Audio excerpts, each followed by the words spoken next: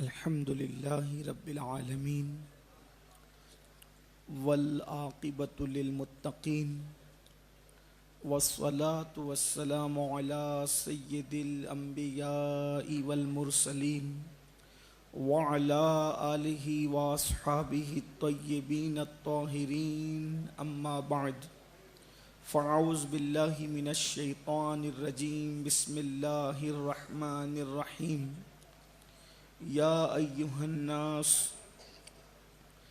اتقوا ربکم الذی خلقکم من نفس واحدہ وخلق منها زوجها وبث منهما رجالا كثيرا ونساء واتقوا الله الذي تساءلون به والأرحام ان الله كان عليكم رقيبا صدق الله العظیم غوث اعظم بمنے بے سرو ساما مددے قبلہ دین مددے کعبہ ایمان مددے انتظار کرم تست من عینی را اے خدا جو خدا بینو خدا دا مددے بگرداب بلا افتاد کشتی ضعیفانو شکستہ رات و پشتی بحق کے خواجہ عثمان ہارون مدد کن یا معین الدین چشتی مدد کن یا معین الدین چشتی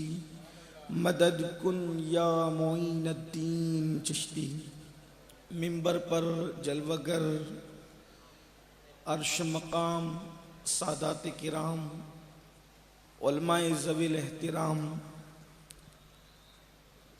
حضرت پیر سید مشتاق باپو و جمیع سادات کرام حاضرین پردہ نشین ماؤں اور بہنوں السلام علیکم ورحمۃ اللہ وبرکاتہ۔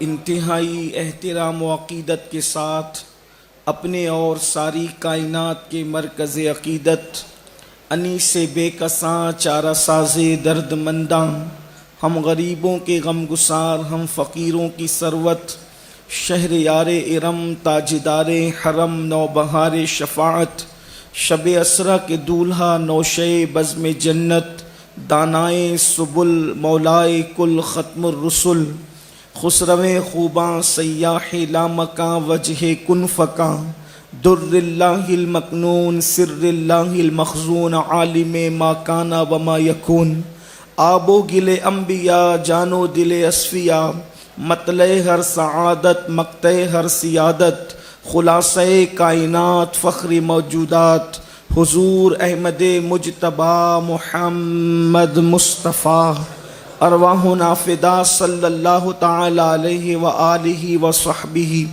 وبارک وسلم کی بارگاہ بے کس پناہ میں جس طریقے سے پڑھاؤں بلند آواز سے میرے ساتھ مل کر پڑھیں الصلاۃ والسلام علیک یا رسول اللہ الصلاۃ والسلام علیک یا نبی اللہ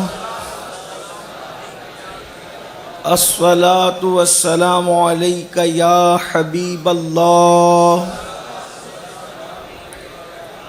وعلی آلک واصحابک یا نور اللہ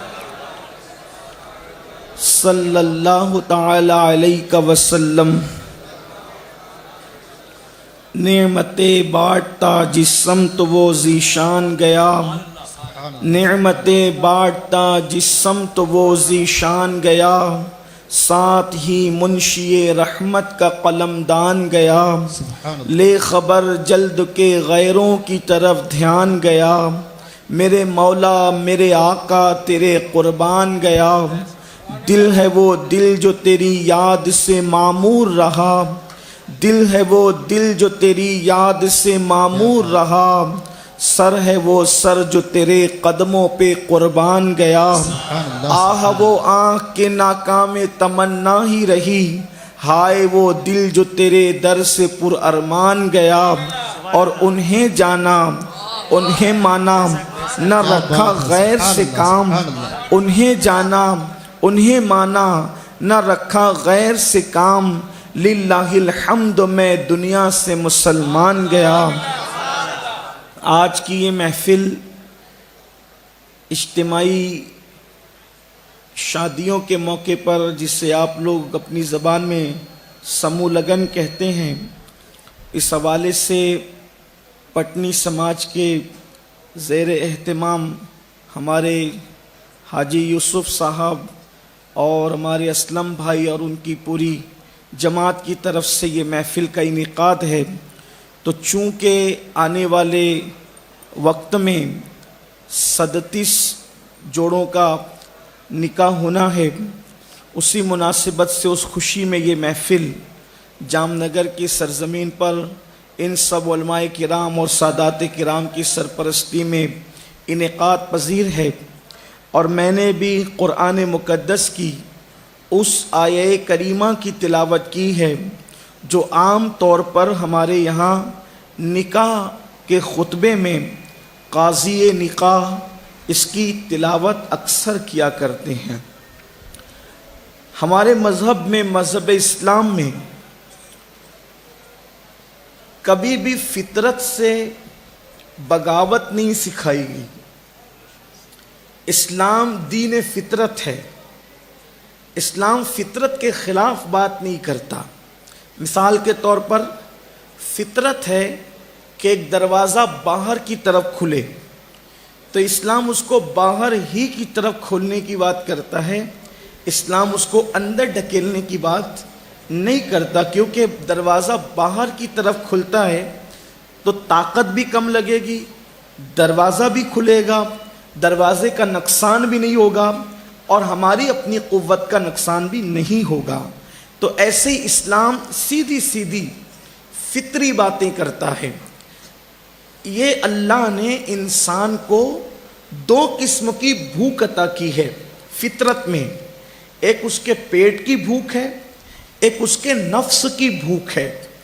پیٹ کی بھوک کھانا بجھا دیتا ہے، ختم کر دیتا ہے، اور نفس کی بھوک مٹانے کے لیے مرد کے لیے اللہ نے عورت کو اور عورت کے لیے اللہ نے مرد کو پیدا فرمایا، اور فرمایا لِتَسْكُنُوا إِلَيْهَا، دونوں ایک دوسرے کے لیے سکون کا ذریعہ ہے۔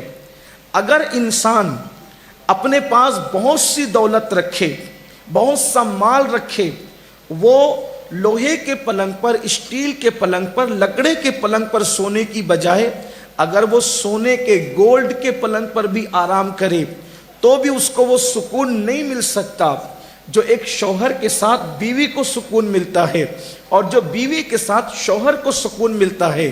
اس لیے اسلام نے نکاح کو مستقل عبادت کا درجہ عطا کیا، اور جگہ پر جو جتنا مذہبی ہوگا وہ نکاح سے اتنا دور ہوگا، جو جتنا دھارمک ہوگا وہ عورتوں سے اتنا دور ہوگا۔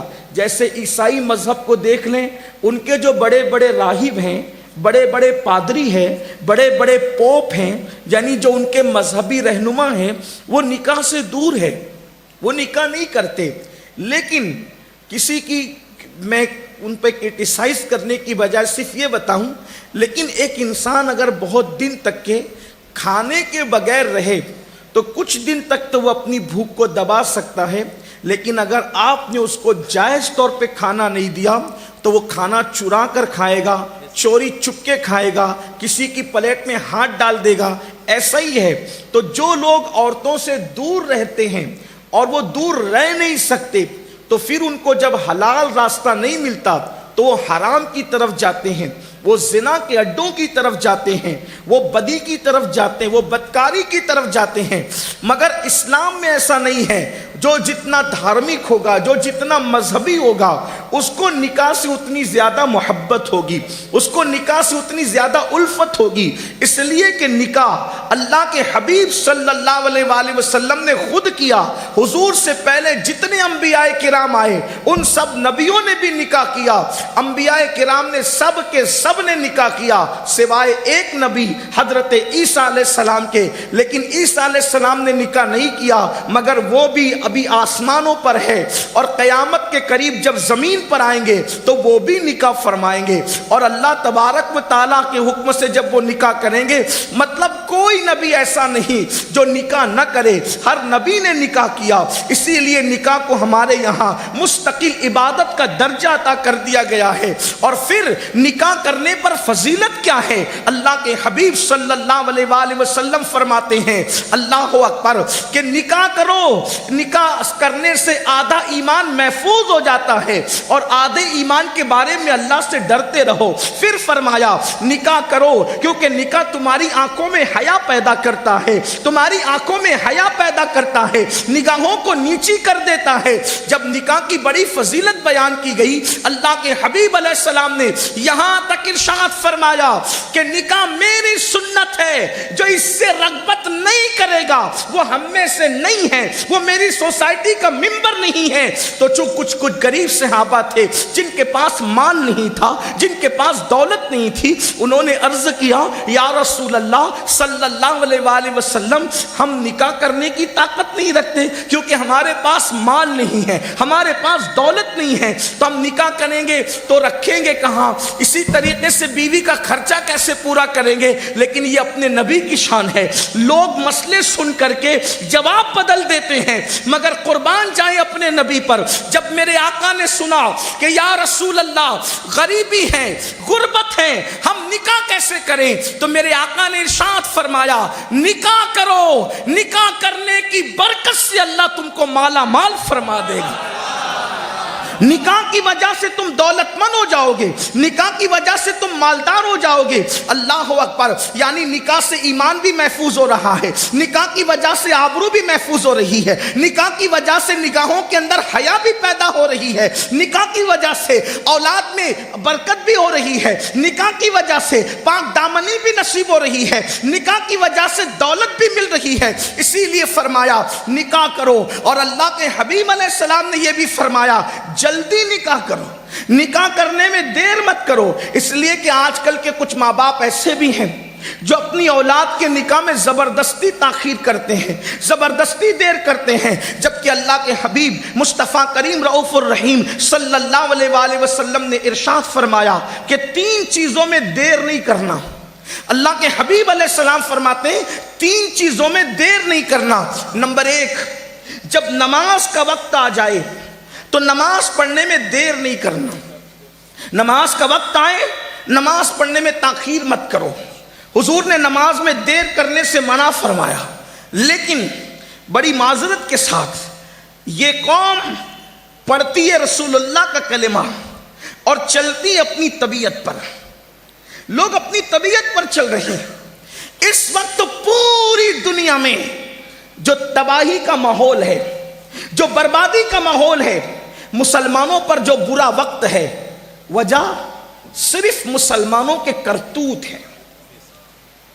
اگر میری بات کا برا لگے جام نگر والوں معاف کرنا، لیکن حالات جو ہمارے خلاف پوری دنیا میں بگڑے ہیں، پوری دنیا میں صرف اس کے ذمہ دار ہم ہیں۔ حالانکہ جو آپ پر ظلم کر رہے ہیں ہم ان کی تائید نہیں کرتے، کبھی نہیں کرتے، نہ کرتے ہیں نہ کر سکتے ہیں، لیکن ہم اپنے اعمال بھی تو دیکھیں۔ میرا اللہ قرآن میں فرماتا ہے وَمَا أَصَابَكُم مِّن مُّصِيبَةٍ فَبِمَا كَسَبَتْ أَيْدِيكُمْ، کہ تم پر جو بھی مصیبت آتی ہے وہ تمہارے اعمال کی وجہ سے ہے۔ مسلمان کے پیر میں اگر کانٹا بھی چبھتا ہے تو اس کے گناہ کی وجہ سے، مسلمان کو اگر ٹھوکر بھی لگتی ہے اس کے عمل کی وجہ سے، مسلمان کا جلتا ہوا چراغ اگر بجھ جاتا ہے تو اس کے برے عمل کی وجہ سے۔ مطلب یہ ہے اگر آپ دوسری طرف توجہ دے تو پتا چلے جس دن مسلمان گناہ کرنا چھوڑ دے گا انشاءاللہ اس کے پیر میں نہ کبھی کانٹا چبھے گا نہ کبھی اس کو ٹھوکر لگے گی۔ اس لیے ہمارے ولیوں کا طریقہ یہ تھا، اگر ان کو ٹھوکر لگتی تھی تو وہ ٹھوکر کے زخم کو بعد میں دیکھتے تھے، پہلے اللہ کی بارگاہ میں توبہ کرتے تھے، اس لیے کہ ان کو پتا تھا کہ مسلمان کو ٹھوکر لگتی ہے تو بھی اس کے گناہ کی وجہ سے لگتی ہے۔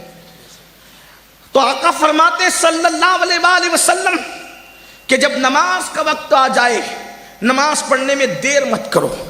آگے بات بیان کرنے سے پہلے بات نماز کی آئی تو ایک بات کہنا چاہتا ہوں۔ آج پوری امت کا 95% طبقہ نماز نہیں پڑھتا. ہماری قوم بے نمازی ہے اور نماز چھوڑ کر ان کو کبھی احساس بھی نہیں ہوتا کہ ہم نماز چھوڑ دیں. اگر 500 روپے کی نوٹ جیب سے گر جائے تو دن بھر موڈ آف رہتا ہے. 500 گم ہو گئے یار, موبائل گم ہو گیا یار, گھڑی گم ہو گئی یار, کپڑا گم ہو گیا یار, گاڑی چوری ہو گئی. ارے گاڑی تو گاڑی, اگر گاڑی کی چابی بھی چوری ہو جائے یا گم ہو جائے تو موڈ آف ہو جاتا ہے, نقصان ہو گیا. آپ سے پوچھنا چاہتا ہوں, ایمان والوں اپنے دلوں پہ ہاتھ رکھ کر سوچو, 500 کی نوٹ موبائل گاڑی کی اگر گم ہو جائے تو تم کو احساس ہے روزانہ بستروں میں جو فجر کی نماز ترک کرتے ہو, کبھی نیند سے اٹھنے کے بعد یہ احساس ہوا کہ میں نے کتنا بڑا جرم کیا, میں نے اللہ کا فرض ترک کیا, میں نے رسول اللہ کے حکم کی نافرمانی کی. یاد رکھنا, پوری کائنات کی دولت ایک پلڑے میں رکھو اور 2 رکعت نماز ایک پلڑے میں رکھو تو پوری کائنات کی دولت بھی اس کا مقابلہ نہیں کر سکتی 2 رکعت نماز کا جو روزانہ ہم بستروں میں ترک کرتے ہیں. ہمیں احساس نہیں, آج پوری دنیا چیخ رہی ہے, مسلمانوں کے گھر سے دھواں نکل رہا ہے, مسلمانوں کے گھروں میں آگ لگائی جا رہی ہے, مسلمانوں کو بے گھر کیا جا رہا ہے, مسلمانوں کے گھروں پہ بلڈوزر چلائے جا رہے ہیں, مسلمانوں کے گھر جلائے جا رہے ہیں, مسلمانوں کی دکانیں توڑی جا رہی ہے. میں کہتا ہوں جو تم پر ظلم کر رہا ہے وہ ایک دن اپنے جو ظلم کا انجام ضرور بھگتے گا. اور دنیا کے ظالموں کو احساس ہونا چاہیے کہ ظلم کی عمر بہت زیادہ نہیں ہوتی. فرعون نے ظلم کیا, اللہ نے اس کو دریا میں غرق کر دیا.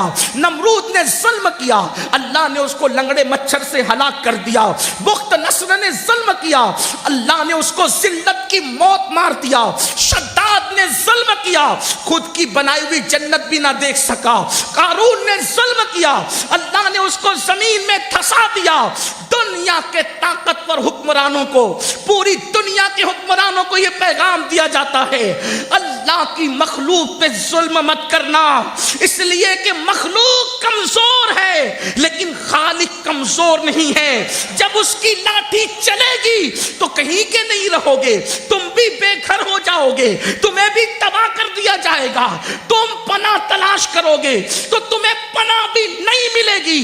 یاد رکھنا, جو چڑیا کا گھونسلہ اجاڑ دے اللہ اس کے گھر کو بھی تباہ کر دیتا ہے. جو چڑیا کے آشیانے کو گرا دے اللہ اس کو بھی برباد کر دیتا ہے.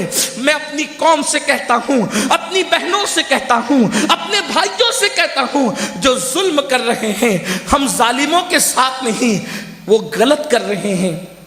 لیکن دوسری طرف تمہیں کہتا ہوں, تمہارے گھر اجڑ رہے ہیں تو تمہیں کتنی تکلیف ہو رہی ہے. تمہارے گھروں پر آگ کی بارش ہو رہی ہے تو تمہیں کتنی تکلیف ہو رہی ہے. تمہاری دکانیں ٹوٹ رہی ہے تو تمہیں کتنی تکلیف ہو رہی ہے. کبھی سوچا آج میرا گھر اجڑ رہا ہے تو مجھے اتنی تکلیف ہو رہی ہے, صدیوں سے مسلمانوں نے اللہ کے گھر کو ویران کیا. جو کام اللہ کے گھر کو ویران کر دے اللہ اس قوم سے کتنا ناراض ہوگا. اللہ تبارک و تعالیٰ کو وہ کتنی اذیت دیتے ہیں, اللہ کو کتنی اذیت پہنچاتے ہیں جو اللہ کے گھر کو ویران کرتے ہیں. مجھے بتاؤ, دوست نے پکارا تو اس کی شادی کی دعوت پر دکان بند کر کے پہنچے, لیکن اللہ کے منادی نے پکارا تو کیا کبھی اللہ کے منادی کی آواز پر بھی دکان بند کی؟ انڈیا پاکستان کا میچ ہوا تو تم نے میچ کے لیے دکانیں بند کی, کبھی تم نے نماز کے لیے بھی دکانیں بند کی, تم نے کبھی کسی نے دعوت دی تو اس کی دعوت کے لیے دکانیں بند کی. افسوس ہے, سب کے بلانے کی اہمیت ہے, رب کے بلانے کی کوئی اہمیت نہیں. سن لو, جس قوم کو اللہ کے گھر کے ویران ہونے کا احساس نہیں, پھر اس قوم کے گھر تباہ ہو کر رہیں گے. بطور بددعا نہیں کہہ رہا ہوں, آپ کو آگاہ کرنے کے لیے کہہ رہا ہوں, اور ہندوستان یا پوری دنیا کے مسلمان سے مخاطب ہوں. جہاں جہاں تک میری آواز میرا اللہ پہنچا رہا ہے میں سب سے مخاطب ہوں اور آپ سے کہنا چاہتا ہوں, اگر آج بھی خدا کے گھر کو آباد نہ کیا, خدا کے گھر کو کو ویران کرنا نہ چھوڑا تو آج تم پر کم ظلم ہو رہا ہے۔ اللہ اکبر، ایک دن وہ آئے گا کہ آج کے ظالموں کو تم بھول جاؤ گے، کہیں پناہ نہیں ملے گی، کوئی پناہ گاہ نہ ہوگی، اس لیے کہ میرے اللہ کا فرمان ہے جو جان بوجھ کر نماز چھوڑ دیتا ہے میں اپنی پناہ اس سے ہٹا لیا کرتا ہوں۔ جس قوم کو خدا پناہ نہ دے، جس قوم کو اللہ کی پناہ نصیب نہ ہو، کون پناہ دے گا؟ نماز چھوڑ کر کے پناہ گاہیں تلاش کرتے ہو۔ اور جہاں تک سنیوں کا معاملہ ہے، ہماری قوم کا، اہل سنت کا، تو آپ کو یہ بات کہنا چاہتا ہوں، اگر آپ یہ سمجھتے ہیں کہ میں نماز چھوڑتا رہوں گا غوث پاک کی مدد آتی رہے گی، اللہ کا گھر ویران کروں گا غریب نواز بچاتے رہیں گے، تو میں آپ سے کہنا چاہتا ہوں کہ شاید یہ سبق آپ کو کسی نے غلط پڑھایا ہے، کیونکہ غوث پاک ہو، غریب نواز ہو، صابر پاک ہو، مخدوم پاک ہو، کوئی بھی بزرگ ہو، یہ سب اللہ کے بندے ہیں اور اللہ کی مرضی کے پابند ہیں۔ یہ ہم اہل سنت کا عقیدہ ہے، اس لیے کہ ہم ہر عقیدے میں موجودہ دور میں فکر رضا کے پابند ہیں۔ ہم فکر رضا کی سے نہ اس طرف افراط کر سکتے ہیں نہ تفریط کر سکتے، یہی فکر رضا ہے۔ 14 صدیوں کا اتنے مجموعہ امام اہل سنت نے جو پیش کیا، کوئی ولی ہو سب خدا کی مرضی کے پابند ہیں۔ جس سے اللہ پناہ اٹھا لے اس کو کوئی ولی بھی پناہ نہیں دیتا، اس بات کو اچھی طرح یاد رکھنا۔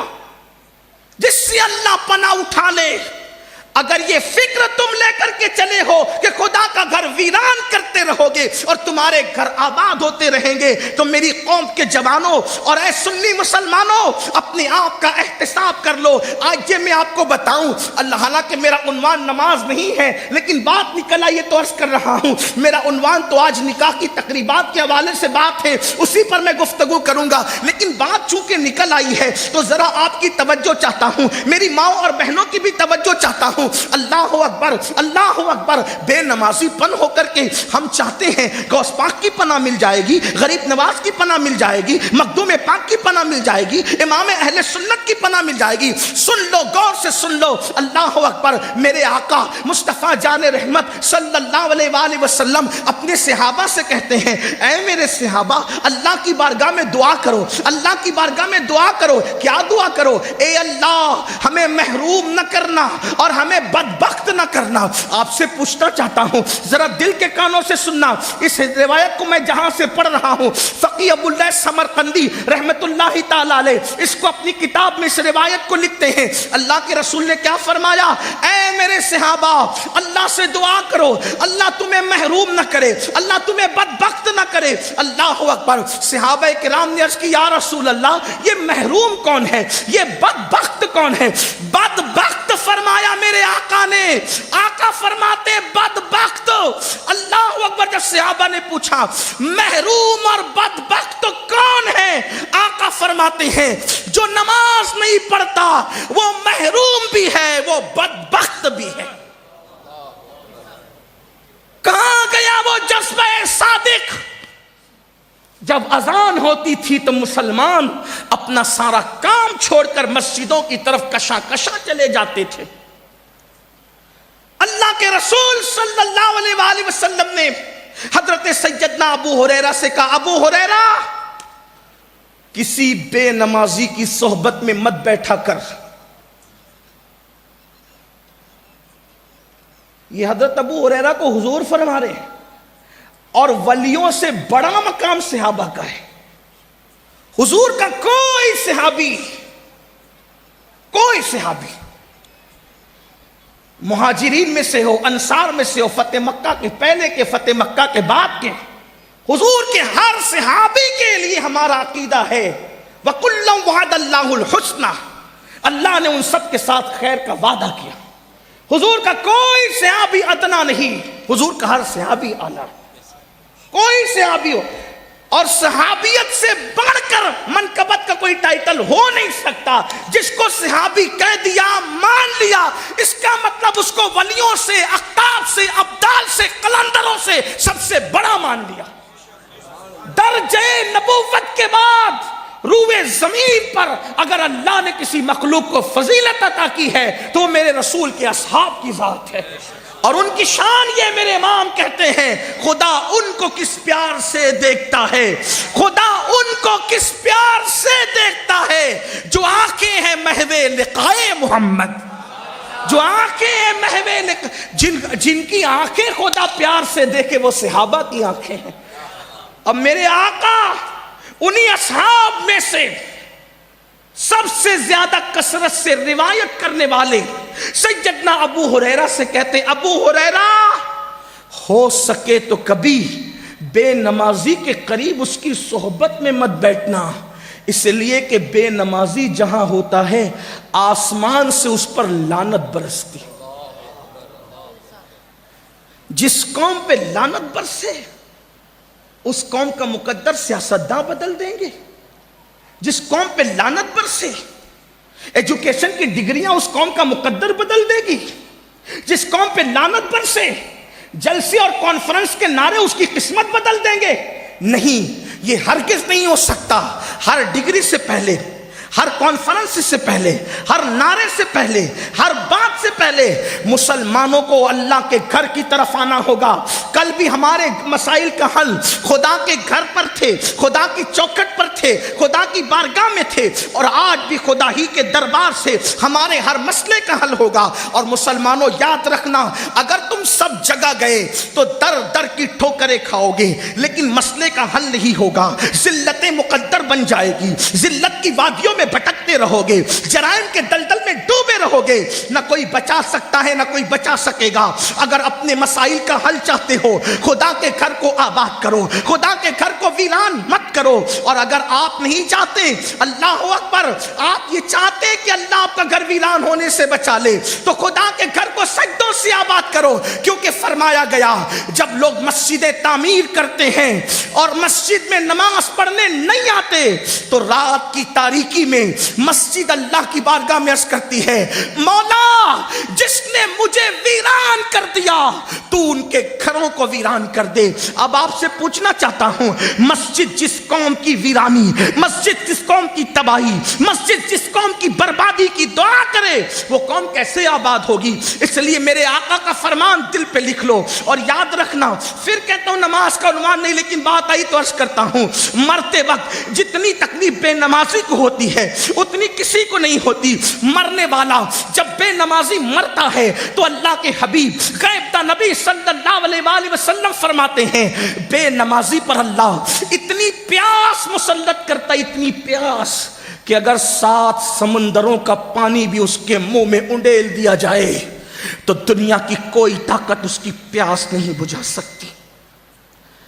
کروڑ پتی بننے کی تو بڑی فکر کی نا، ایک دکان سے 4 دکان کرنے کی تو بڑی فکر کی نا، اپنے بچوں کو اپنے مستقبل کو سنوارنے کی بڑی فکر کی. اچھی بات ہے، مبارک کو میں منع نہیں کرتا، لیکن اپنا بھی تو مستقبل سوچو. ایک دن موت ہے، موت کا شکنجہ ہے، موت کا وہ خوفناک شکنجہ. موت نے کبھی کسی کو نہیں دیکھا، نہ موت تمہارا قبیلہ دیکھے گی، نہ موت تمہارا علاقہ دیکھے گی، نہ موت تمہاری صورت دیکھے گی، نہ موت تمہاری ڈگری دیکھے گی. موت کو تو جو حکم ہوگا وہی ہوگا. اللہ اکبر. ذرا لرز تو جائیے، ذرا اندازہ تو کیجئے، بے نمازیوں کو میرے آقا سچے نبی ساقی حوض کوثر مصطفیٰ جان رحمت شم بزم ہدایت میرے اور آپ کے آقا غیب دا نبی فرما رہے ہیں اپنے نبی پر یقین ہے نا تو اپنے نبی کی بات تو سنو اور غور تو کرو. اللہ اکبر. کہ جب بے نمازی کو موت آتی ہے اس پر اتنی پیاس مسلط کر دی جاتی ہے کہ 7 سمندروں کا پانی بھی اس کے منہ میں نچوڑ دیا جائے تو بھی کوئی اس کی پیاس نہیں بجھا سکتا. کہاں 7 سمندروں کے پانی کی پیاس اور کہاں بہو، کہاں پر داماد، کہاں پر بیٹا تھوڑا تھوڑا چمچے سے پانی انڈیل رہے ہوتے ہیں. جن لوگوں کو تجربہ ہے ان کو معلوم ہے کہ اگر کسی کو پیاس زیادہ لگی ہو اور تھوڑا سا پانی منہ میں ڈالا جائے تو پیاس بجھتی نہیں ہے بلکہ پیاس اور بڑھ جاتی ہے.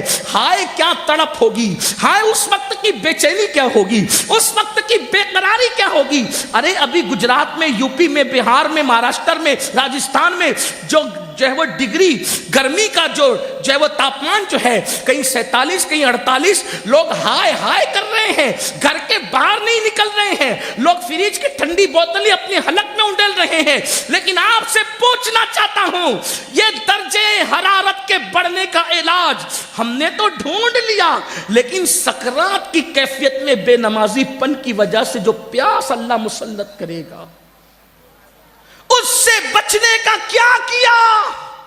اس وقت تڑپو گے, بے چین ہوگے, پچھتاؤ گے, لیکن وقت نکل چکا ہوگا. اس لیے صرف 10 منٹ کا ٹائم, صرف 10 منٹ, 5 وقت نکالنے سے ہوتا کیا ہے؟ دوستوں کے ساتھ چائے پینے بیٹھتے ہو تو گھنٹوں چلے جاتے ہیں, واٹس ایپ چیک کرتے ہو تو گھنٹوں چلے جاتے ہیں, فیس بک پر بیٹھتے ہو تو پوری رات گزر جاتی ہے, یوٹیوب پر بیٹھتے ہو تو کئی گھنٹے چلے, ارے سب تو چھوڑو, غیبت کرنے بیٹھتے ہو تو گھنٹوں چلے جاتے ہیں. یہ ایسا, وہ ویسا, وہ سب ویسے ہیں, تو اپنے آپ کا بھی تو احتساب کرو. قرآن کہتا ہے یا ایھا الذین آمنوا علیکم انفسکم, ایمان والو اپنی فکر کرو. آپ نے پوری دنیا کی فکر مچا رکھی, کبھی اپنے بارے میں بھی سوچا آپ کا ایمان پہ خاتمہ ہوگا بھی یا نہیں؟ خاتمہ ہو رہا ہوگا تو اس وقت پیاس کی شدت کیا ہوگی؟ فجر میں سوتا پڑا ہے, ظہر میں کاروبار میں لگا ہے, عصر میں بچوں کے ساتھ بیٹھا ہے, مغرب میں دوستوں کے ساتھ لگا دیا, عشاء میں لاہو لعب میں گم ہو کر کے پوری 5 وقت کی نمازوں کو ضائع کر دیا.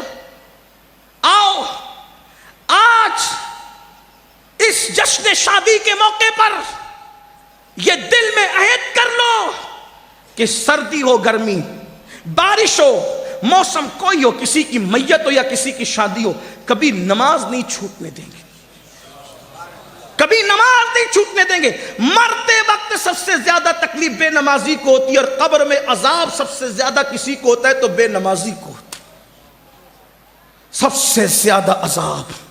اور ہمارے اندر طاقت نہیں, ہال کی گرمی سے لوگ اس وقت بے حال ہے, حالانکہ پنکھے چل رہے ہیں, ہوا بھی آ رہی ہے, کچھ علاقہ کھلا بھی ہے. آپ سے پوچھتا ہوں, صرف تھوڑا غور کرو, اتنا لمبا چوڑا ہال بنا ہوا ہے, اس گرمی نے ہمیں بے حال کر رکھا ہے. وہ 2 گز زمین کی جو قبر ہے, اوپر مٹی, نیچے مٹی, دائیں مٹی, بائیں مٹی, آگے مٹی, پیچھے مٹی, مٹی ہی مٹی, نہ تکیا, نہ بستر, نہ چادر. وہ گرمی کیسی ہوگی, وہ حرارت کیسی ہوگی, اس سے ہڈیاں بھی پگھلتی ہے, اس سے گوشت بھی پگھلتا ہے. قبر کے کیڑے الگ طوفان مچا رہے ہوتے ہیں اور دنیا کی کوئی طاقت بچانے کے لیے نہیں آتی. اس لیے میرے بھائیوں, اپنے آپ کا احتساب کر لو. میری گزارش ہے, درد دل کے ساتھ, دل کی تڑپ کے ساتھ تم سے کہتا ہوں, خدا تمہیں کبھی وہ دن نہ دکھائے میرے عزیز کہ قبر کی گرمی تمہیں جھلسائے. اس لیے کہ قبر میں ٹھنڈک نہ پنکھے کی وجہ سے ہے, نہ قبر کی ٹھنڈک اے سی کی وجہ سے ہے, نہ قبر کی ٹھنڈک. بھئی بیٹھ جائیں, آپ ڈسٹرب نہیں کریں, مہربانی مہربانی, اللہ کا واسطہ اٹھا بیٹھا نہ کریں کسی کو, جو جائے اس کو وہی رہنے دے. ایک بار درود شریف پڑھیں, رب صلی وسلم دائما ابدا علی حبیبک خیر الخلق کلہم. جب ایک بار اللہ رسول کا ذکر شروع ہو جائے تو پھر جو جائیں اس کو وہیں چھوڑ دیں. ایک بار بلند آواز سے عاشقوں کی طرح درود شریف پڑھ لیں, رب صلی وسلم دائما ابدا علی حبیبک خیر الخلق کلہم. قبر کی ٹھنڈک اے سی کی وجہ سے نہیں, قبر کی ٹھنڈک پنکھے کی وجہ سے نہیں, قبر کی ٹھنڈک کس وجہ سے ہے؟ جو لوگ دنیا میں رسول اللہ کی آنکھوں کو ٹھنڈک پہنچاتے ہیں سجدے کر کے, اللہ نے ان کی قبروں کے اندر ٹھنڈک پہنچانا ہے. قبر ان کی ٹھنڈی ہوگی جنہوں نے رسول اللہ کی آنکھوں کو ٹھنڈک پہنچائی ہوگی سجدے کر کے, اور ان کی قبر اللہ اکبر جہنم کے گڑھوں میں سے گڑھا ہوگی. ان کی قبروں کے اندر جہنم کی آگ بھڑک رہی ہوگی. جنہوں نے دنیا میں دکانوں پر تو توجہ دی, مکانوں پر تو توجہ دی, کاروبار پر تو توجہ دی, لیکن نماز کے لیے وقت نکال کر کبھی رسول اللہ کی آنکھوں کو ٹھنڈک نہیں پہنچائی. اس لیے میرے بھائیوں خدا کا واسطہ، اور ایک بات آ گئی ہے تو ایک بات اور عرض کر دیتا ہوں، پھر بات آگے بڑھاتا ہوں. اللہ اکبر. ہم لوگ سنی مسلمان عاشقان رسول، ہمارا تو قیامت کے دن کا حال یہ ہے کہ ہم لوگ قیامت کو مانتے ہیں. اور قیامت کیا ہے، قیامت کے حالات کیا ہے، جب ہم قرآن میں پڑھتے ہیں نا، ہم لوگ کچھ لوگ اتنے بے باک ہو گئے، اسٹیج پر وہ پڑھتے ہیں شعر، قیامت میں کیا ہوگا، جو ہوگا دیکھا جائے گا. جب کوئی کہتا ہے نا جو ہوگا دیکھا جائے گا، تو میں کہتا ہوں نادانی نہ کر. یہاں لوگوں کو خوش کرنے کے لیے شاعری کرنا اور ہے، اور وہاں حالات سے گزرنا اور ہے. کیا دیکھو گے تم وہاں؟ آؤ ذرا اس کو دکھاؤں قرآن کی روشنی میں کہ کیا دیکھو گے. میں اور آپ کیا، میری اور آپ کی اوقات کیا. قرآن کہتا ہے اس دن کیا ہوگا، یوم یقوم الروح والملائکہ صفا لا یتکلمون الا من اذن. جبریل اور جبریل کے ساتھ سارے فرشتے اللہ کی ہیبت سے تھر تھر کانپ رہے ہوں گے. جبریل کوئی معمولی ہستی ہے؟ مجھے بتاؤ آپ کیا دیکھو گے اس دن؟ سینہ تان کے کہتے ہو جو ہوگا دیکھا جائے گا. دیکھ لیں گے کیا ہوگا. جہاں انبیاء نفسی نفسی کہیں گے ہمارے نبی کے علاوہ، ہم کیا دیکھیں گے اور کیا کریں گے وہاں؟ اگر قرآن کو مان کے مسلمان ہو تو قرآن کہتا ہے اس دن جبریل امین سید الملائکہ، سارے فرشتوں کا سردار، اللہ کی ہیبت سے کانپ رہا ہوگا. قرآن کہہ رہا. سورہ نبا کا آخری حصہ آپ اٹھا کر پڑھیں، کسی بھی مکتبہ فکر کا ترجمہ اٹھا کر دیکھیں، اس میں یہی بات ہے جو میرے امام نے لکھی ہے بطور ترجمہ. جبریل اور سارے فرشتے اللہ کی ہیبت سے کانپ رہے ہوں گے. کیا ان کے اندر بولنے کی بھی طاقت نہیں، کلام کرنے کی بھی. بے نمازیوں کی بات نہیں کر رہا ہوں، زانیوں کی بات نہیں کر رہا ہوں، شرابیوں کی بات نہیں کر رہا ہوں. اس جبریل کی بات جو فرشتوں کا سردار. اور جبریل اس ہستی کا نام ہے کہ کوئی نبی ایسا نہیں جس کی جبریل نے زیارت نہ کی. یہ شرف کسی فرشتے کو حاصل نہیں، یہ شرف کسی فرشتے کو حاصل نہیں ہے.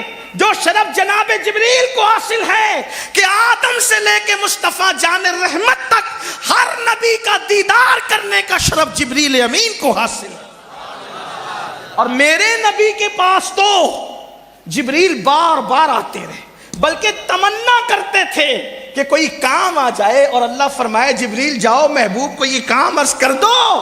اسی کو استاد زمن کہتے ہیں، بے لقائے یار ان کو چین آ جاتا اگر بار بار آتے نہ یوں جبریل سدرا چھوڑ کر.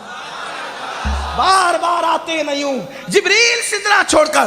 وہ جبریل امین، وہ جبریل امین. قرآن کہتا ہے یوم یقوم الروح والملائکہ صفا لا یتکلمون الا من اذن. اللہ اکبر.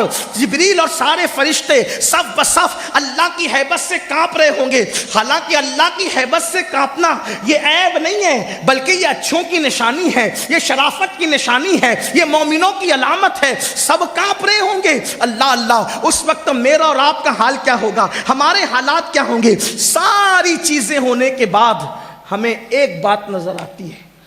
کیا؟ دھیان سے سننا. ایک بات کیا بات نظر آتی ہے؟ کہ محشر کا نقشہ یہ ہے. توجہ کرنا. آپ کہیں گے شادی کے موقع پہ یہ کیا محشر چھیڑ دیا؟ میں کہتا ہوں کہ ہماری ہر محفل ذکر آخرت سے خالی نہیں ہونا چاہیے، اس لیے کہ جو آخرت بھول گیا پھر وہ نقصان ہی میں ہے. بلکہ آپ دیکھیں نکاح کے خطبے میں بھی اللہ کے رسول نے آخرت ہی کا ذکر کیا. ابھی آگے آتا ہے، میں عرض کروں گا اس پر.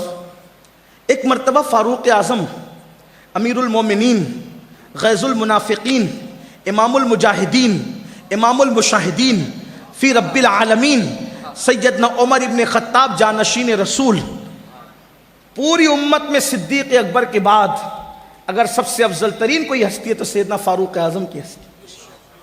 وہ فاروق اعظم ایک دن کعب احبار سے کہتے اے کعب مجھے تم ایسی کچھ باتیں سناؤ جس سے میرے دل میں اللہ کا جو خوف ہے وہ اور زیادہ ہو.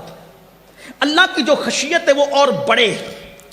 تو حضرت کعب احبار اگرچہ وہ صحابی نہیں تھے، تابعی تھے، اکثر لوگوں کا یہی قول ہے کہ وہ تابعی تھے، کیونکہ حضور علیہ السلام کے بعد پردہ فرمانے کے بعد انہوں نے اسلام قبول کیا تھا، اور ان کے اسلام قبول کرنے کا واقعہ بھی بڑا خوبصورت ہے، لیکن وہ اس وقت نہیں عرض کرتا، پھر کبھی انشاءاللہ بات کر سکیں گے. لیکن جلدی جلدی اپنے عنوان سے قریب آنا چاہتا ہوں، عنوان سے دور ہو رہا ہوں. اللہ اکبر. کعب احبار سے کہا کعب ذرا مجھے ایسی بات سنا کہ میرے دل میں اللہ کا خوف اور بڑھے. اور ہم اللہ کے خوف کی باتیں سننا نہیں چاہتے. ہم کیا سننا چاہتے ہیں؟ کیا سننا چاہتے ہیں؟ ایک بار سبحان اللہ کہو تمہیں جنت ملے گی. ہم یہ سننا چاہتے ہیں. ہم یہ سننا چاہتے ہیں ایک بار سبحان اللہ کہو تمہیں جنت ملے گی. فضیلت سے مجھے کوئی انکار نہیں ہے، لیکن سنیو، جس کے نام اعمال میں نماز نہیں ہے اس کو سبحان اللہ کہنے پہ جنت ملنا کیسے ہے؟ جنت اتنی سستی تو نہیں ہے نا میرے بھائی کہ تو نماز میں غیر حاضر رہے، جمعہ کی 2 رکعت پڑھ کے بھاگ جا، جمعہ کی دعا میں بھی تو شریک نہ رہے. تیرا حال یہ ہے کہ تو 5,000 کا بوٹ تو خرید کے پہنتا ہے، لیکن تو 5 روپے کی ٹوپی اپنے سر پہ رکھنے میں شرماتا ہے. جس قوم کا یہ حال ہو اس قوم کو ایک بار سبحان اللہ کہنے پہ جنت ملنا کیسے ہے؟ جس قوم کا حال یہ ہو کہ وہ زنا کے اڈوں کو آباد کرے، جس قوم کا حال یہ ہو کہ وہ قوم کے جوان نشے میں ڈوب جائیں، پھر وہ جلسے کے ایک بار سبحان اللہ کہنے پہ جنت ملے. میں اس کا انکار بھی نہیں کر رہا ہوں. اگر میرا اللہ چاہے تو کسی کو کچھ کہے بغیر بھی جنت دے دے، یہ اس کی شان ہے. جنت اتنی مشکل نہیں جتنا تبلیغی جماعت والوں نے بیان کر دیا مشکل، اور اتنی آسان بھی نہیں جتنا ہمارے اسٹیج سے جنت آسان کر دی گئی ہے. یہ بھی یاد رکھیں، اہل سنت اعتدال کا مسلک ہے. 1200 سے زائد کتاب لکھنے والا 1200 سے زائد کتابیں لکھنے والا امام جب آخرت کو یاد کرتا ہے تو یوں کہتا ہے کریم اپنے کرم کا صدقہ لئی میں بے قدر کو نہ شرما، تو اور رضا سے حساب لینا، رضا بھی کوئی حساب میں.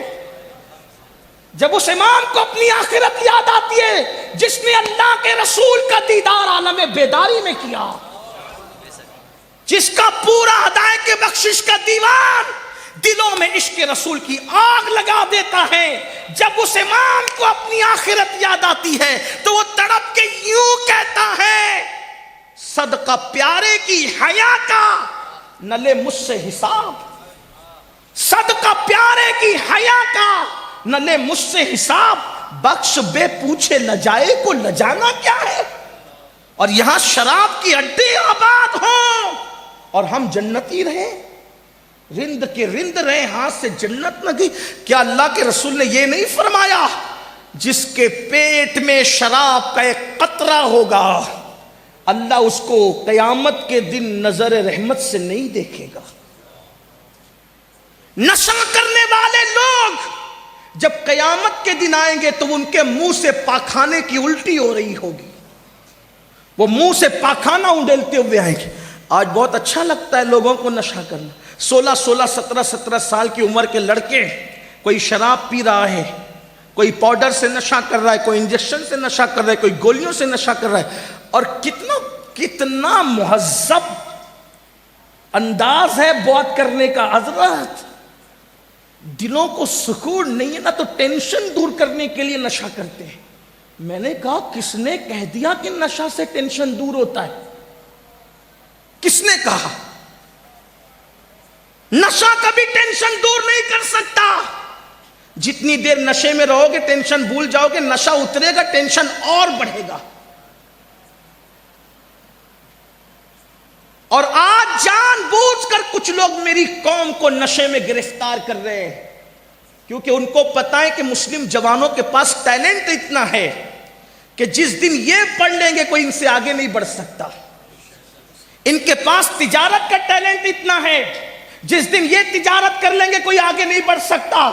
ان کے پاس سیاست کرنے کا ہنر اتنا ہے، جس دن یہ میدان سیاست میں اتریں گے اس دن کوئی ان کے آگے نہیں بڑھ سکتا. اس لیے تمہیں نشے میں، شراب میں، گانوں میں، لہو و لعب میں، فلموں میں، موبائل گیمز میں جو ہے وہ بالکل ڈبایا جا رہا ہے. اتنا یاد رکھنا.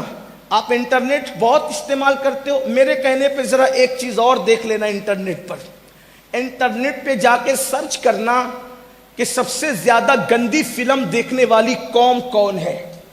جب انٹرنیٹ کے ادارے نے سروے کیا نا، تو سب سے زیادہ گندی فلم اس ملک میں دیکھی جاتی ہے جو ماضی قریب میں اسلام کے نام پر بنا ہے، جو پورا ملک کلمہ لا الہ الا اللہ کے نام پہ بنا۔ میں نام نہیں لوں گا، وہ گفتگو دور تک پہنچتے، لوگ برا مانتے ہیں، میں دل دکھانے نہیں بیٹھا کسی کا، لیکن عبرت کی بات آپ کو بتاؤں، جہاں مسلمانوں کی آبادی زیادہ ہے وہاں بلو فلمیں زیادہ دیکھی جاتی۔ جس مذہب نے عورت کے سوکھتے ہوئے کپڑوں کو دیکھنے سے منع کر دیا کہ یہ خلاف تقوی ہے، جس مذہب نے کہا کہ عورت اگر کسی جگہ پہ بیٹھ جائے، توجہ کرنا ہمارے مذہب میں تقوی کیا ہے، عورت اگر کسی جگہ پر بیٹھ جائے اور اس کے بیٹھنے سے وہ جگہ گرم ہو جائے تو اس کی گرم جگہ پر نہ بیٹھنا، اس سے بھی پاپ دل میں پیدا ہوگا، زنا کا خیال دل میں پیدا ہوگا۔ جو عورت کی بیٹھی ہوئی گرم جگہ پر بیٹھنے سے جو مذہب احتیاط کے طور پہ، تقوی کے طور پہ منع کرتا ہو، اگر اس قوم کا جوان زنا کے اڈے پہ جا رہا ہے تو اس قوم کو تباہی سے کون روک سکتا ہے؟ اس قوم کا اگر جوان شراب اور نشے کی طرف جا رہا ہے، اس قوم کو تباہی سے کون روک سکتا ہے؟ خدا کے لیے تباہی سے بچنا ہو، گناہوں سے نکلو، جہاں گناہ وہاں فنا، جہاں زنا وہاں فنا۔ گناہوں نے ہمیشہ تباہ کیا ہے، گناہوں نے ہمیشہ برباد کیا ہے۔ خدا کے بندو، اللہ کی بارگاہ میں توبہ کرو، پلٹو۔ چلیے اختصار سے کام لیتے ہوئے عرض کروں کہ میدان محشر میں کیا ہوگا۔ کعب احبار رضی اللہ تبارک و تعالیٰ عنہ، اللہ اکبر، ارشاد فرماتے ہیں کہ جب مجھے فاروق اعظم نے کہا اے کعب مجھے ایسی باتیں سنا جس سے میرے دل میں اللہ کا خوف اور پیدا ہو، تو حضرت کعب کہتے ہیں امیر المومنین ایک بات مجھ سے سن لے جو میں نے آسمانی کتابوں میں پڑھا ہے۔ کیا پڑھا ہے؟ قیامت کے دن جب میدان محشر میں جہنم لائی جا رہی ہوگی، جہنم لائی جا رہی ہوگی میدان محشر میں، تو اس جہنم کے منہ میں 70,000 آگ کی لگامیں دی جائے گی اور فرشتے اس کو کھینچ کر کے لا رہے ہوں گے۔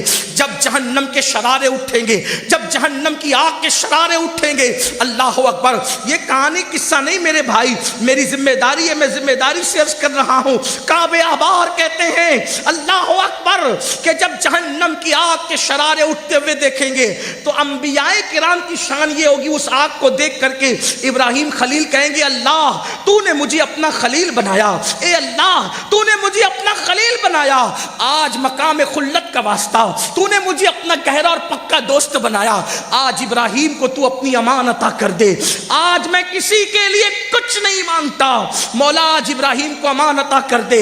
اے میری قوم کے جوانوں جو آخرت سے بے فکر ہو کر، جنت کے دعوے دار ہو کر، کبھی گیمز میں، کبھی نشے میں، کبھی عورتوں پہ پاپ کی نظر ڈالنے میں، کبھی مسجدوں کو ویران کرنے میں آگے آگے ہو، یہ ابراہیم خلیل اللہ کون ہے؟ ابو الانبیاء ہے، ابو الانبیاء۔ ان کے بعد جتنے نبی پیدا ہوئے سب کے سب ابراہیم علیہ السلام کی اولاد میں پیدا ہوئے، بنی اسرائیل ان کی اولاد میں ہے، بنو اسماعیل ان کی اولاد میں ہے۔ اور ابراہیم کون ہے؟ کسی مسجد کے متولی نہیں، مسجد کے متولی بن کر اگر آپ کو یہ گھمنڈ ہے کہ مجھے جنت میں جانے سے کون روک سکتا ہے، تو ابراہیم وہ ہے جس نے مسجد نہیں بنائی بلکہ کعبۃ اللہ شریف بنایا، اپنے ہاتھوں سے بنایا، چندے سے نہیں اپنے ہاتھوں سے بنایا، اپنے بیٹے کو لے کر کے بنایا۔ اور ہم بقرعید کے موقع پر بچڑے کی گردن پہ چھری رکھتے ہیں، ابراہیم وہ ہے جس نے اللہ کی محبت میں اپنے اکلوتے بیٹے کی گردن پہ چھری رکھ کے بتا دیا بیٹا عزیز نہیں ہے، پیار تجھ سے ہے۔ بیوی کو وادی غیر ذی زرع میں چھوڑ کے بتا دیا بیوی عزیز نہیں ہے، پیار تجھ سے ہے۔ جتنے ایسے پیار کا اظہار کیا، قیامت کے دن وہ ابراہیم خلیل کہیں گے مولا آج مجھے تیری امان چاہیے، تو مجھے اپنی امان عطا کر۔ اب بھی مسلمان نہیں جاگیں گے؟ جب خلیل اللہ کی یہ شان ہے اس دن، پھر موسیٰ کلیم کے بارے میں کعب احبار کہتے ہیں موسیٰ کلیم اللہ کہیں گے مولا تو مجھے طور پہ بلا بلا کر مجھ سے تو پیار کی باتیں کرتا تھا نا مولا، من جانب الطور الایمن وقربناہ نجیہ، اے موسیٰ طور کے دائیں طرف آ تاکہ ہم تجھ سے سرگوشی کرے جیسا کہ اپنی شان کے لائق ہے، طور کے دائیں طرف آ تاکہ تجھ سے پیار کی باتیں کرے جیسا کہ اپنی شان کے لائق ہے۔ موسیٰ کلیم کہیں گے مولا جو طور پہ بلا بلا کر تو نے مجھ سے پیار کی باتیں کی مولا، میرے اللہ آج موسیٰ کو امان دے دے۔ موسیٰ آج کسی کے لیے کچھ نہیں مانگتا، مجھے میرے لیے امان دے دے۔ یہ قیامت ہے جس کے بارے میں آپ کہہ رہے ہو کہ جو ہوگا دیکھا جائے گا. ان لوگوں کو نہیں پتا تھا کیا ہوگا. جن کو سچ پتا تھا کیا ہوگا ان کا یہ حال ہے نا. انبیاء کرام کی شان یہ ہے, یہ شان ہے ان کی, مجبوری نہیں کہہ رہا ہوں, شان ہے شان. اس لیے کہ اللہ سے ڈرنا عیب نہیں ہے, اللہ سے ڈرنا یہ اللہ والوں کی شان ہے. جس کو اللہ کی جتنی معرفت ہے وہ اتنا زیادہ اللہ سے ڈرنے والا ہے. اس دن عیسیٰ کلمت اللہ, عیسیٰ روح اللہ کہیں گے مولا تو نے مجھے بن باپ کے کنواری مریم سے پیدا کیا, مولا آج میں اپنی ماں مریم کے لیے بھی کچھ نہیں مانگتا. حالات اس وقت کیا ہوں گے کہ عیسیٰ علیہ السلام کہیں گے مولا آج میں اپنی ماں مریم کے لیے کچھ نہیں مانگتا, آج مجھے صرف امان دے دے. یہ وہاں انبیاء کی شان ہوگی. یہاں پہ کعب احبار کی روایت ختم ہوئی. اب سنیں, جہاں انبیاء اپنے لیے امان مانگیں گے, کسی کے لیے کچھ نہیں مانگیں گے, حتیٰ کہ عیسیٰ کلمت اللہ اس وقت اپنی امی کے لیے بھی کچھ نہیں مانگیں گے. اس وقت لوگ دیکھیں گے ایک ہستی ہوگی, ایک ذات ہوگی, اپنے لب و لہجے میں کہوں کالی کالی زلف والے, کھلتے رخسار والے,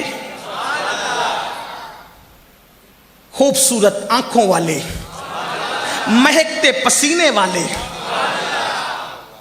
جن کی چال, جن کا تکلم, جن کا ترنم, جن کا خرام ناز, جن کا قد زیبا, جن کا قامت زیبا, جن کا رخ ودہا, جن کی مازاغ آنکھیں, جن کی ولہ زلفیں. قرآن مقدس بیان کرتا ہے وہ پیارے مصطفیٰ, ہم سب کے آقا, ہم سب کے والی مصطفیٰ جان رحمت, سید المعصومین, امام المعصومین, خاتم النبیین, اپنا سر سجدے میں رکھ کر اپنے لیے کچھ نہیں مانگیں گے. اور انبیاء اپنے لیے مانگ رہے ہیں, اوروں کے لیے کچھ نہیں. ہمارا نبی, ہمارا نبی, ہمارا نبی, ہمارا نبی, جس کے بارے میں بریلی کا تاجدار کہتا ہے سب سے اولا وہ آلہ ہمارا نبی, سب سے بالا وہ آلہ ہمارا نبی, اپنے مولا کا پیارا ہمارا نبی, دونوں عالم کا دولہ ہمارا نبی, بجھ گئی جس کے آگے سبھی مشعلیں, شمع وہ لے کر آیا ہمارا نبی, خلق سے انبیاء, خلق سے اولیاء, اولیاء سے رسول, اور رسولوں سے اعلیٰ ہمارا نبی. سارے اچھوں میں اچھا سمجھیے جسے, ہے اس اچھے سے اچھا ہمارا نبی. سارے اونچوں میں اونچا سمجھیے جسے, ہے اس اونچے میں اونچا ہمارا نبی. جس نے ٹکڑے کیے ہیں قمر کے وہ ہے نور وحدت کا ٹکڑا ہمارا نبی. کون دیتا ہے, دینے کو منہ چاہیے, دینے والا ہے سچا ہمارا نبی. غم زدوں کو رضا مجدہ دیجئے کہ ہے ہم بے کسوں کا سہارا ہمارا نبی. نعرہ تکبیر, نعرہ رسالت, نعرہ رسالت, نعرہ حیدری, سید امین القادری صاحب قبلہ. اسی لیے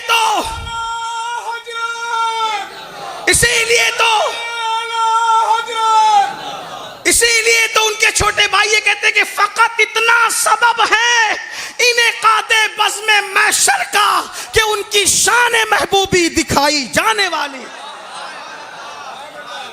ان کی شان محبوب, صرف ان کی شان محبوب دکھائی جانے والی. سنتے ہیں کہ محشر میں صرف ان کی رسائی, سنتے ہیں کہ محشر میں صرف ان کی رسائی ہے. گر ان کی رسائی, اہل علم کی توجہ چاہتا ہوں, گر ان کی رسائی, گر لو جب تو بنائی ہے, گر ان کی رسائی ہے, لو جب تو بنائی ہے. مچلا ہے کہ رحمت نے امید بندھائی ہے, کیا بات تیری مجرم, کیا بات بنائی ہے. بازار عمل میں تو سودا نہ بنا اپنا, سرکار کرم تجھ میں عیبی کی سمائی ہے. سب نے صفِ محشر میں للکار دیا ہم کو, اے بے کسوں کے آقا اب تیری دہائی ہے. مجرم کو نہ شرماؤ, احباب کفن ڈھک دو, منہ دیکھ کے کیا ہوگا, پردے میں بھلائی ہے. اے عشق تیرے صدقے جلنے سے چھٹے سستے, جو آگ بجھا دے گی وہ آگ لگائی. یہ مطلع میں کہا تھا نا, اگر گر سنا, تو اب اس کو آخری میں مقطع میں ختم کر رہے ہیں. اس لیے کہ اگر مگر یہ شک کے لیے ہے، لیکن میرا امام مجدد شک نہیں، میرا امام تو مجدد یقین ہے۔ شک اور جگہ ہوتا ہے نا، جب کہا اگر ان کی رسائی ہے، لو جب تو پھر اب یہاں قسم اٹھا کے کہتے ہیں، ایک بار نہیں 2 بار، کہتے ہیں مطلب میں یہ شک کیا تھا، واللہ رضا واللہ، مطلب میں یہ شک کیا تھا، واللہ رضا واللہ، صرف ان کی رسائی ہے اور صرف ان کی رسائی ہے، شک کی بات ہی نہیں ہے۔ لیکن بات اب اتنی ہے، آپ خوش ہو گئے، اللہ آپ کو خوش رکھے، لیکن جو بات بتانی تھی وہ یہ کہ سب اب نفسی نفسی کر رہے ہیں، ہمارے آقا کیا کہہ رہے ہیں؟ امتی امتی، ٹھیک، امتی امتی، اس کا مطلب جنت ملنا کس کے ہاتھوں سے ہے؟ کس کے ہاتھوں سے؟ حضور کے ہاتھوں سے۔ میں اور آپ ہی محتاج نہیں ہیں، خلیل اللہ کو بھی اس دن ان کی احتیاج ہے۔ میرے آقا علیہ السلام کی حدیث ہے، ابراہیم بھی میری طرف احتیاج رکھیں گے قیامت کے دن، یہ بات میں فخر سے نہیں کہتا، آقا نے فرمایا۔ اس کو شعر میں میرے امام نے یہ کہا، وہ جہنم میں گیا جو ان سے مستغنی ہوا، ہے خلیل اللہ کو حاجت رسول اللہ کی۔ خلیل اللہ کو بھی میرے آقا کی حاجت، تو ہمیں نہیں ہوگی؟ بولو بھائی، ہوگی نا۔ حضور سے جنت مانگنے جانا ہے سب کو، اور جنت حضور نے دینا، تقسیم کس نے کرنا ہے؟ کس حالت میں، کس شان سے؟ شفاعت کی شکل میں۔ حضور جس کی شفاعت کریں گے، توجہ کرنا، اب مین بات آ رہی ہے، پوری بات ہی اہم تھی، لیکن اس بات کو بیان کرنے کے لیے اتنی لمبی چوڑی باتیں میں نے کی۔ شفاعت حضور کریں گے تب جنت کسی کو ملے گی، ورنہ جنت نہیں ملے گی۔ ایک نہیں، ہزاروں حدیثوں کا ذخیرہ ہے جس میں یہ بات موجود ہے کہ حضور جس کی شفاعت کریں گے جنت اسی کو ملے گی۔ اتنی بات سمجھ گئے؟ بہنوں کی بھی توجہ۔ اب ہمیں جانا کس کے پاس ہے؟ بولیں حضور کے پاس۔ حضور کرم کر دیں تو بیڑا، اتنا یاد ہے؟ قیامت میں کون سہارا ہے؟ بولیں، ان کے سوا رضا کوئی حامی نہیں جہاں، گزرا کرے پسر پہ پدر کو خبر نہ ہو۔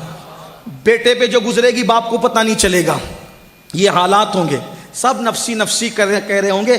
بچانا حضور نے ہے، کرم کس نے کرنا ہے؟ اگر وہ کرم کر دے تو مجرموں کی بھی بنائے۔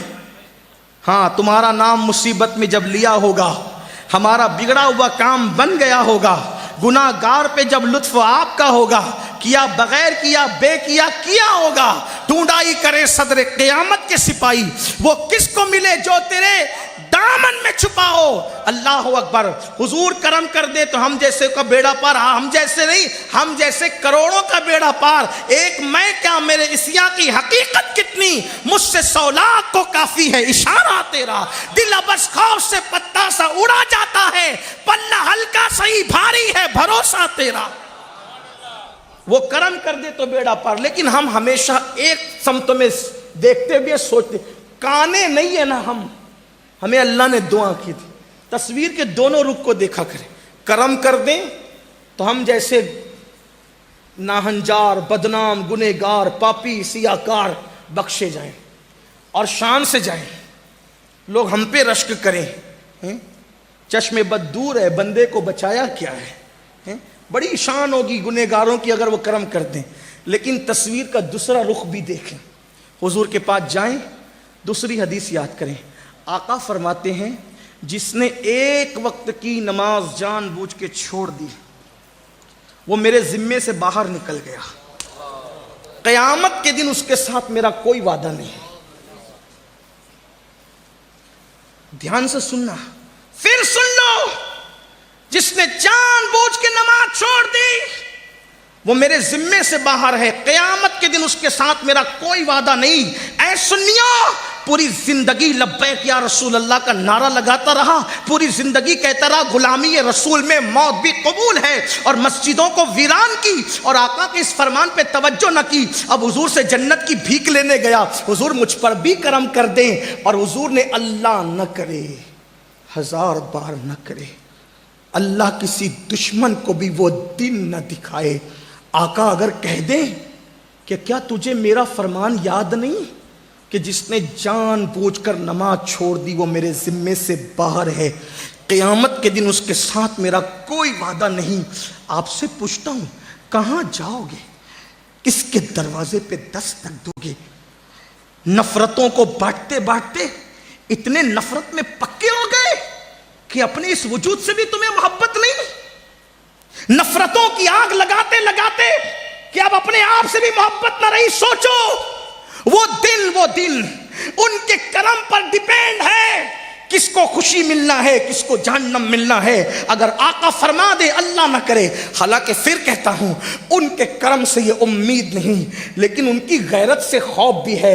وہ بڑے غیرت مند ہیں، وہ بڑے غیرت والے ہیں، غضب سے ان کے خدا بچائے۔ جلال باری عتاب میں ہے، اگر وہ غیرت کرتے ہیں تو ام المومنین سیدہ عائشہ صدیقہ اگر تصویر والا پردہ گھر میں لٹکا دے تو ام المومنین کے گھر سے باہر نکل کر کہتے ہیں جب تک پردے نہیں ہٹیں گے عائشہ تمہارے گھر میں داخلہ نہیں ہوگا۔ اللہ اکبر۔ سیدہ کائنات اگر اپنے ہاتھوں میں سونے کے کنگن پہن لے تو اس رسول اعظم کی غیرت پاک شباب پر آ جاتی ہے، جب ان کے چہیتوں کے ساتھ، پیاروں کے ساتھ، ان کے محبوبوں کے ساتھ ان کا یہ عالم ہے۔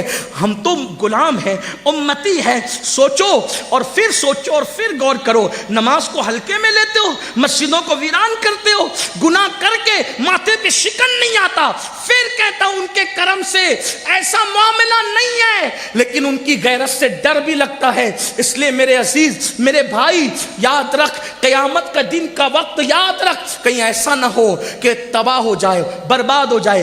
ہر امتحان میں ناکام ہونے والا اس کو پھر چانس ملے گا امتحان دینے کا۔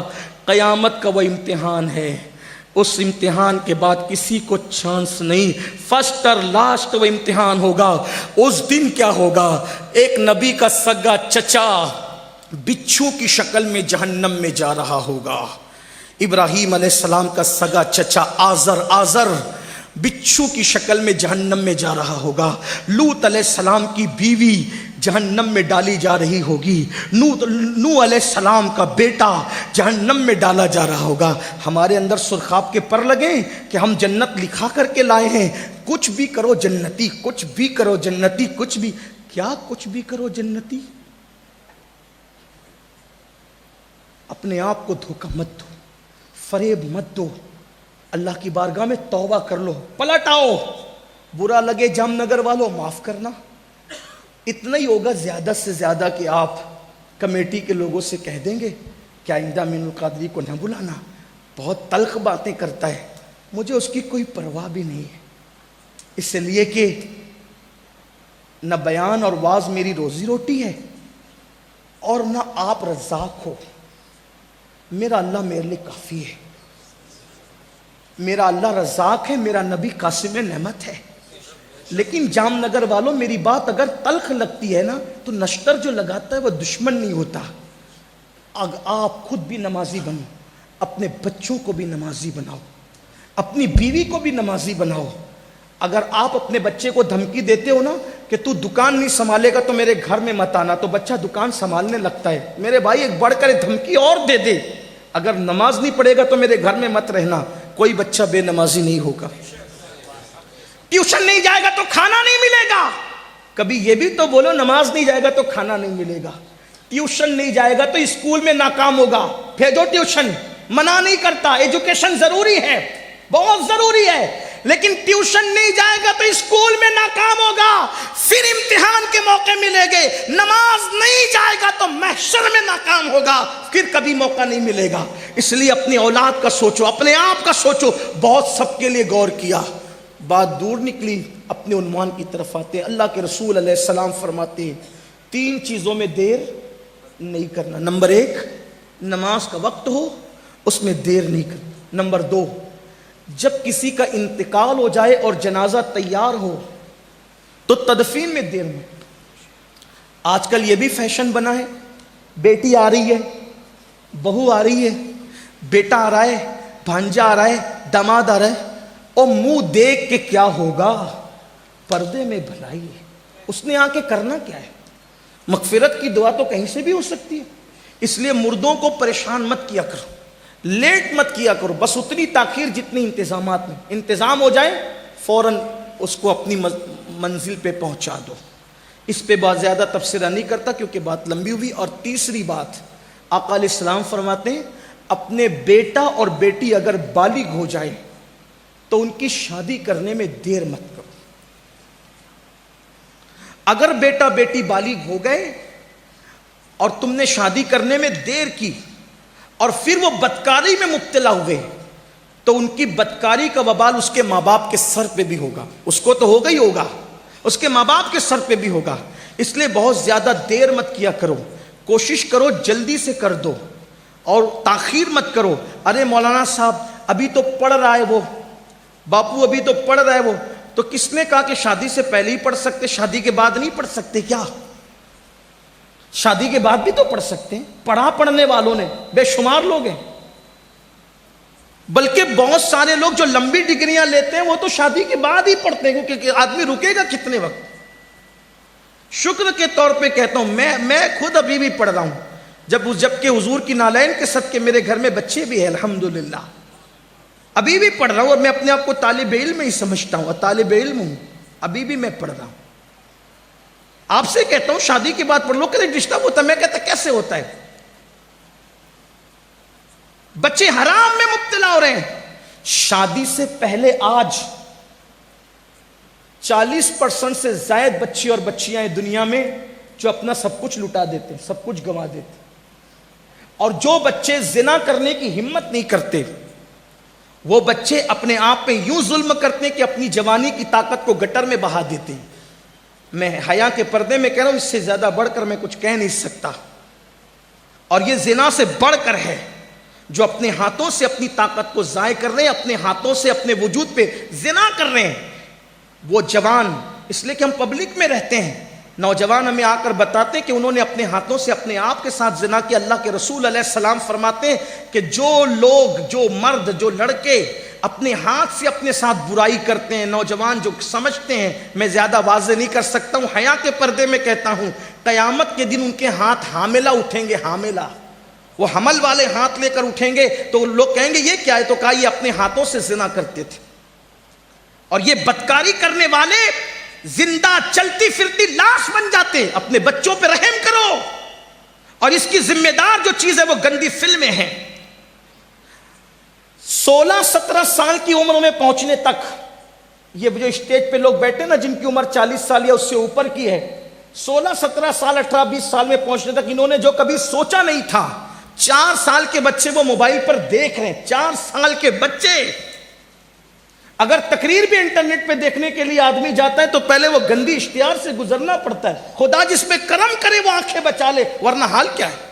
چھوٹے چھوٹے بچے اگر گیم کھیل رہے تو بھی وہ تصویریں ہیں، نعت سننی ہے تو بھی ظالموں نے وہ تصویریں بیچ میں ڈال رکھی ہے۔ سوچو جو 16-17 سال 20 سال کی عمر تک کے پہنچ کر کے جو ابھی 40 سال کے لوگ ہیں، اس کا تصور نہیں کیا تھا۔ آپ کا 4 سال کا بچہ وہ سب کچھ اپنی آنکھوں سے دیکھ رہا ہے، ایک ننگی عورت کو، ننگے مرد کو وہ دیکھ چکا ہے۔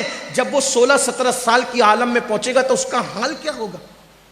اس لیے زنا پہ کنٹرول کا بہترین طریقہ ہے جلدی سے شادی کرنا، اچھا ماحول دینا، اچھی تربیت دینا، اچھے اخلاق دینا، برائی سے بچانا، جرائم سے بچانا، اللہ کی خشیت اور اللہ کا خوف دل میں پیدا کرنا۔ بس اپنی گفتگو کو سمیٹتے ہوئے آخری میں عرض کروں کہ اگر اللہ کا خوف دل میں پیدا ہو، ماحول اچھا ہو، خشیت اچھی ہو، خوف الہی ہو، عشق مصطفیٰ ہو، پاکیزہ ماحول ہو، دوستی اچھی ہو، صحبت اچھی ہو، تو پھر انسان ماحول کی برکت سے گناہ سے بچ جاتا ہے۔ اللہ کا خوف نہیں، ماحول اچھا نہیں، تربیت اچھی نہیں، تو پھر انجام کیا ہے کچھ نہیں کہہ سکتے۔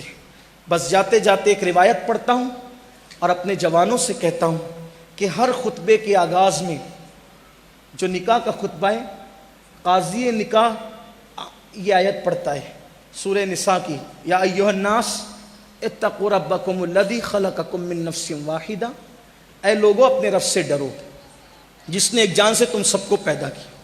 دوسری آیت بھی پڑھی جاتی ہے، اس میں بھی یہی ہے، یا ایھا الذین آمنوا اتقوا اللہ حق تقاتی، اے ایمان والو اللہ سے ایسے ڈرو جیسے ڈرنے کا حق ہے.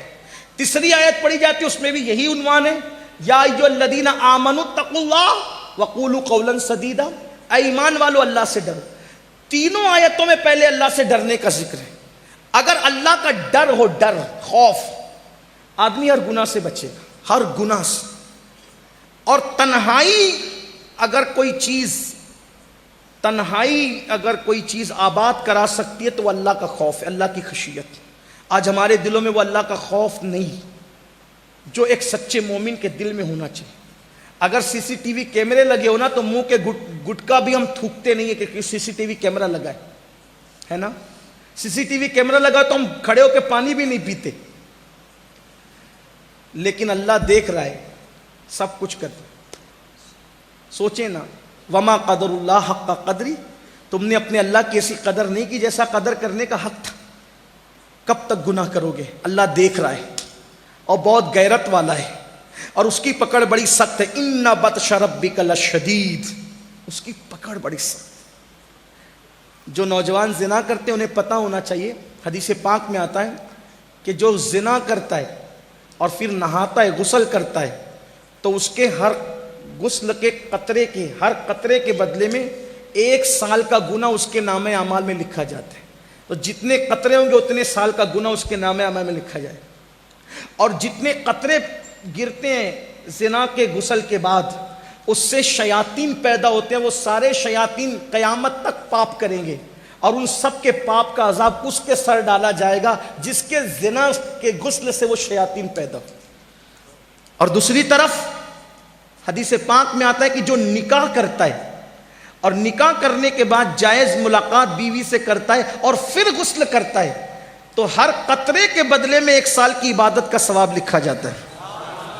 اور جتنے قطرے ہوتے ہیں ان کی تعداد کے برابر فرشتے پیدا کیے جاتے ہیں اور قیامت تک وہ جتنی عبادت کریں گے اس سب کا صلہ اس کو ملے گا جس کے غسل کی قطرے کی تعداد کے برابر وہ فرشتے پیدا ہوئے.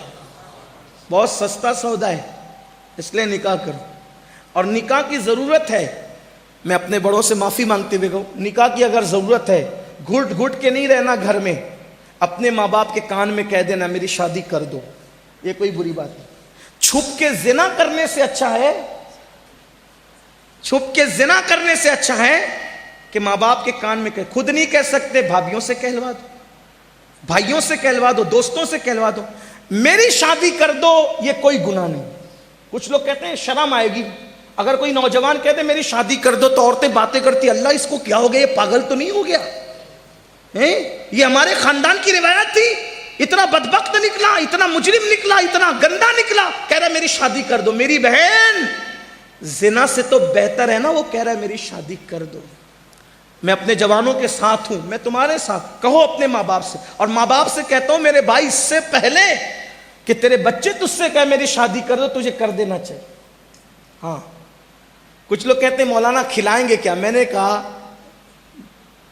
اللہ رزاق ہے، جو مرغیوں کو بھوکا نہیں رکھتا وہ تیری بہو کو کب بھوکا رکھے گا. اور جس رسول نے فرمایا صلی اللہ علیہ وآلہ وسلم کہ نکاح کرو مالدار ہو جاؤ گے، میرا تجربہ ہے جس نے بھی نکاح کیا وہ مالدار ہوا. شرط یہ کہ گناہ چھوڑ دے نکاح کے بعد. ہاں اور بیٹیوں سے بھی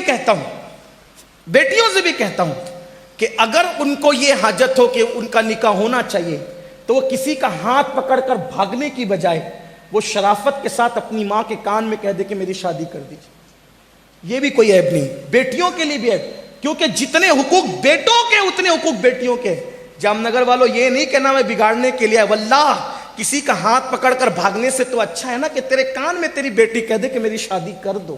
یہ کوئی جرم نہیں ہے، یہ کوئی گناہ نہیں ہے. اس لیے جہالت کی وادیوں سے نکلو. اسلام میں بہت وسعت ہے.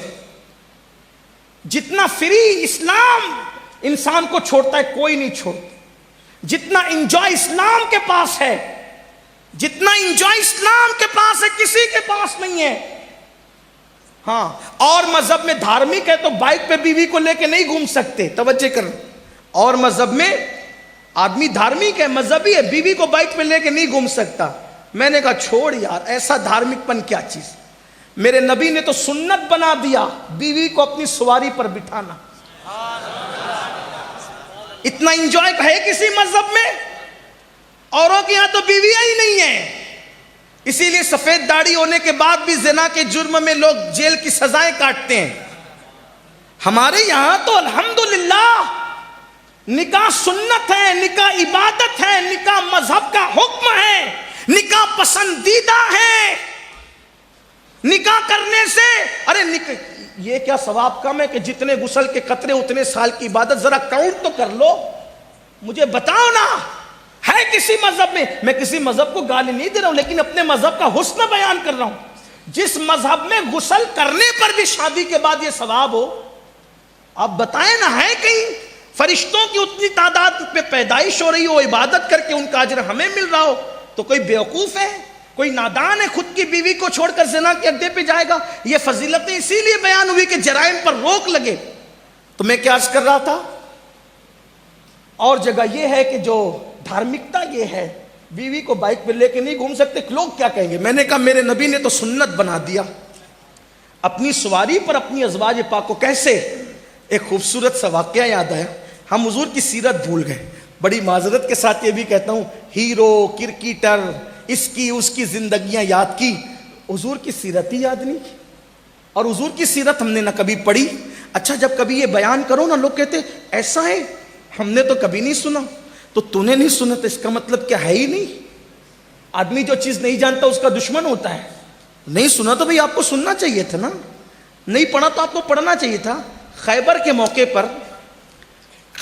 मौके पर हुजूर अलैहिस्सलाम की एक प्यारी ज़ौजा हजरत सैयदा सफिया का निकाह होता है। और सफिया पाक का जब निकाह होता है तो सहाबा किराम के दरमियान एक इख्तिलाफ हो जाता है। कुछ लोग कहते हैं कि खैबर के सरदार की बेटी हुजूर के पास कनीज की शक्ल में लाई गई है, तो कुछ कहते हैं हुजूर ने उसको अपनी कनीज बना ली, सरदार की बेटी को अपनी कनीज बना ली। कुछ लोग कहते हैं नहीं, हुजूर ने निकाह किया। कुछ कहते हैं कनीज बनाई। कुछ तो सहाबा में से कोई कहता है छोड़ो, अभी बहस ना करो, बात ना करो, अभी देखेंगे। हुजूर जब उस खातून को अपने साथ लेके चलेंगे तो अगर हुजूर पर्दा करवाएंगे तो समझ लेंगे कि हुजूर ने निकाह किया, और अगर हुजूर पर्दा नहीं करवाएंगे तो क्या समझेंगे कि हुजूर ने उसको अपनी कनीज बना ली। हुजूर ने पर्दा करवाया और हुजूर ने हजरत सफिया को अपनी ऊँटनी पर अपने साथ बिठाया। तो चूंकि उनके कबीले में जंग थी, तो जंग की वजह से वो सो नहीं सकी थी, तो बहुत जागी हुई थी। भाई अगर कहीं फसाद हो रहा हो तो क्या कुछ लोग बेटियां और बच्चे पलंग पे गद्दे डाल करके सोएंगे? नहीं होगा ना ऐसा। तो वो तो हर आदमी तो जागता रहेगा, टेंशन में रहेगा। जंग थी, जंग के हालात थे। सफिया सैयदा सफिया सो ना सकी। जब सो ना सकी तो बहुत जगी हुई थी। अब जब हुजूर के पास आई, देखो ये भी हुजूर का तरीका था, जब आई ना, सरदार की बेटी थी, कनीज बना कर लाई गई, तो सरकार ने फरमाया देखो तुम सरदार की बेटी हो, अगर तुम चाहो तो तुम्हारे साथ निकाह कर लें, और अगर तुम चाहो तो हम तुम्हें आज़ाद कर देते, तुम अपने बाप के पास चली जाओ, तुम सरदार की बेटी हो। लेकिन मेरे आका है ही ऐसे थे ना, जो देख लेता था दिलो जान से कुर्बान हो जाता। अरे बिन देखे जब ये आलम है, दीदार का आलम क्या। पूरी दुनिया आज उनके इश्क में बेचैन है। कहने वाले कह रहे हैं और मजे में कह रहे हैं, और रूह फिदा का फजिद हरका यक शोला दिगर बरजन इश्का, मोरा तन मन धन सब फूंक दिया, ये जान भी प्यारे जला जाना। आखिर लोग उनके इश्क में जलने की बात कर क्यों रहे? वो है ही ऐसे। तो जब बिगर देखे ये जान भी प्यारे जला जाना है, बिगर देखे ये आलम है, तो सफिया ने पूरा वजूद नाज अपनी आंखों से देखा। वो कद्दे ज़ेबा जिसके बारे में हज़रत अमीर खुसरो कहते हैं, परी पे कर निगारे सर वो कद्दे लाला रुखसारे, सरापा आफत दिलबूद शब जाए के मनपूदम। और मेरे इमाम कहते वो कमाल हुस्न हुजूर है कि गुमान नक्स जहां नहीं, यही फूल खार से दूर है, यही शम्मा है कि धुआं नहीं। करे चारा साजी जियारत किसी की, भरे जख्म दिल के मलाहत किसी।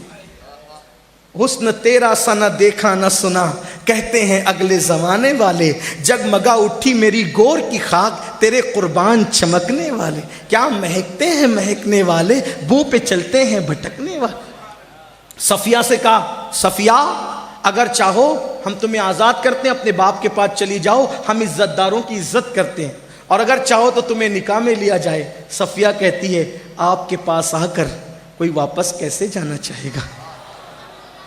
صفیہ نے فیصلہ کیا سیدہ ہم آپ کے ساتھ رہیں گے۔ نکاح ہو گیا، حضور نے اپنے ساتھ بٹھایا اونٹنی پر۔ اب جب اونٹنی پہ وہ بیٹھی نا تو بیٹھے بیٹھے وہ یوں کرتی، ایک فیلنگ ہوتی ہے نا، آج جب سواری چلتی ہے تو وہ بیٹھی ہوئی تھی تو بیٹھے بیٹھے روایتوں میں آتا ہے وہ یوں کرتی تھی۔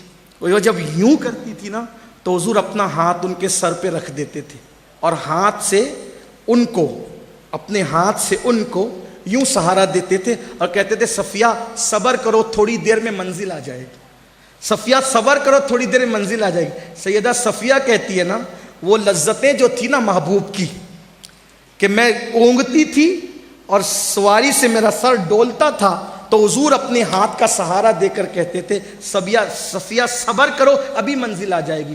تو جس مذہب میں بیوی کو ساتھ بٹھانا اپنی سواری پر جس نبی نے سنت بنا دیا، اس مذہب سے زیادہ انجوائے کس مذہب میں ہو سکتا ہے؟ ہمارے یہاں دقیانوسیت نہیں ہے، ہمارے یہاں جو ہے وہ خیالات کی تنگی نہیں ہے، ہمارے یہاں اندھیرا نہیں ہے۔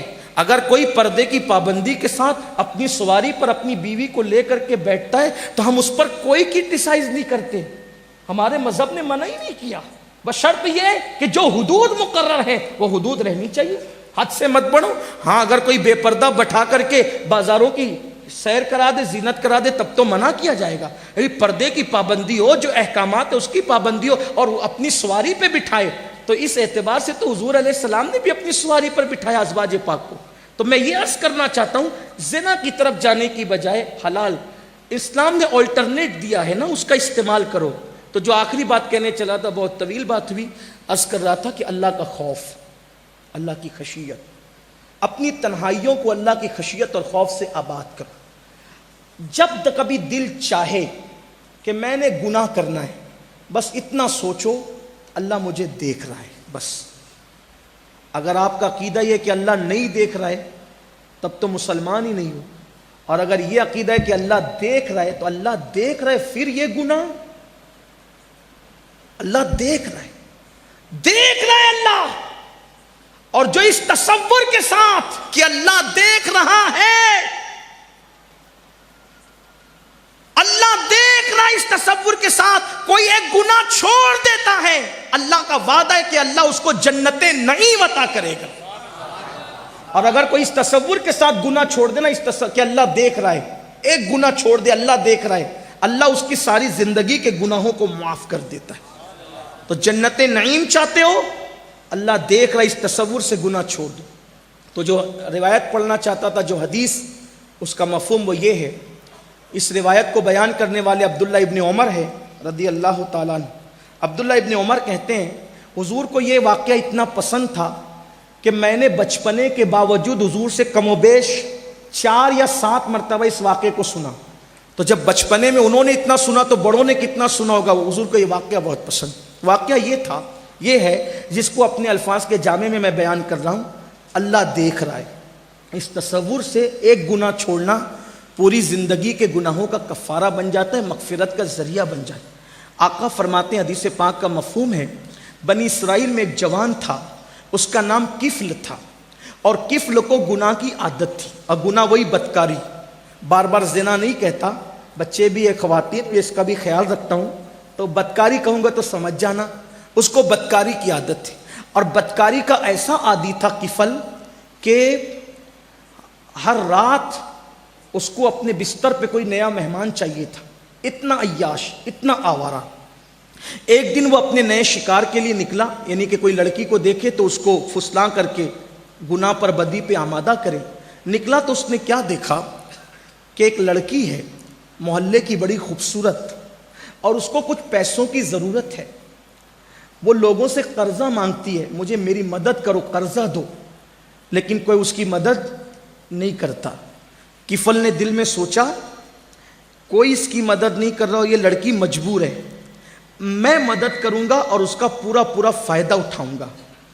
یہ بات بھی یاد رکھنا میرے بھائیوں، پھر کہتا ہوں کہ آج جو ٹی وی پہ بیٹھ کر جلسوں میں ہم کہتے ہیں نا لڑکیاں بھاگ رہی ہے، لڑکیاں بھاگ رہی، اس کے ساتھ بھاگ رہی، اس کے ساتھ بھاگ رہی. میں کہتا ہوں ذمہ دار صرف وہ لڑکیاں نہیں ہیں، اس کے ذمہ دار ہم لوگ ہیں، ہم. کیونکہ جب وہ مجبوری میں بستروں پہ تڑپتی ہے تو ہم کبھی ان کی خیریت پوچھنے نہیں جاتے، اور جب وہ کسی کا ہاتھ پکڑ کے بھاگ جاتی ہے تب ہمیں قوم کا درد چھوٹتا ہے کہ وہ بیٹی بھاگ گئی. اس کی کبھی بھوک دیکھنے گئے تھے؟ اگر وہ بھاگ رہی ہے میں اس کی تائید نہیں کر رہا ہوں، وہ غلط کر رہی ہے، اس کو صبر کرنا چاہیے، لیکن بڑی معذرت کے ساتھ عید کے موقع پر عید مبارک کے جتنے ہولڈنگ سے لگاتے ہیں نا، اگر اسی کا پیسہ بچا لیا جائے تو کئی غریبوں کی عید خوشیوں میں تبدیل ہو سکتی ہے. لیکن ہمیں تو فوٹو چاہیے، نام چاہیے. ہاں، ایک مالدار اپنی بیٹی کی شادی پہ 2 کروڑ خرچہ کرتا ہے، اس کو کوئی پوچھنے والا ہی نہیں ہے، اس کو ایسا لگتا ہے کہ کوئی پوچھنے والا ہی نہیں ہے. لیکن یاد رکھنا، کوئی پوچھے نہ پوچھے، ایک دن اللہ کی عدالت ہے. جس قوم کی بیٹیاں غربت کی وجہ سے دوسروں کا ہاتھ پکڑ کے بھاگ رہی ہو، اور پھر قوم کا سیٹ اپنی بیٹی کی شادی پہ اگر 2 کروڑ خرچہ کر رہا ہے تو قیامت کے دن اللہ اس سے پوچھے گا. اس نے اتنا یاد رکھنا. اور ہم بھی مذہب کے نام پر جو فضول رسومات ہم نے ایجاد کر رکھی ہیں، بدعتیں، خرافات، اس پر ہم جو لٹاتے ہیں نا، اور بیٹیوں کی اور لوگوں کی ضرورت کا خیال نہیں کرتے، تو اللہ ہم سے بھی پوچھے. حق کہو، حق. جب تک حق نہیں کہو گے حق تک نہیں پہنچ سکتے. ہاں، بہت ضرورت ہے، بہت ضرورت.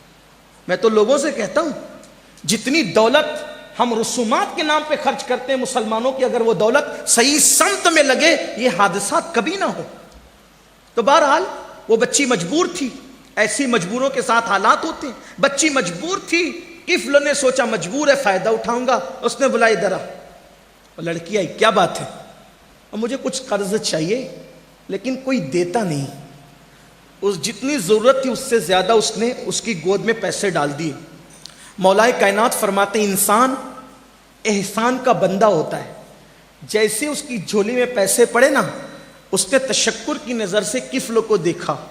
کفل نے کہا اے لڑکی، میں نے تجھے جو پیسے دیے نا، قرض نہیں دیا، یہ تیرے لیے ہدیہ ہے، تحفہ ہے، گفٹ ہے، لے جا اسے.